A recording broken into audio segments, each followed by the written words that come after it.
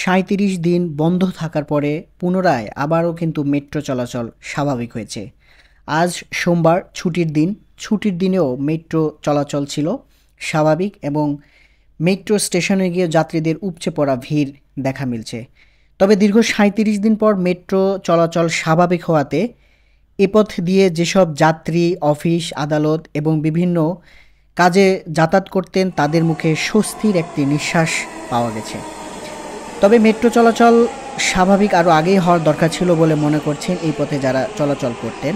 কারণ দীর্ঘদিন মেট্রোতে করে এই পথে যারা চলাচল করতেন তারা আর বাসে চড়তেন না এবং মেট্রোটা খুবই সুবিধাজনক এবং এক স্থান থেকে আরেক স্থানে যাওয়া খুবই ইজি হয়ে গেছে।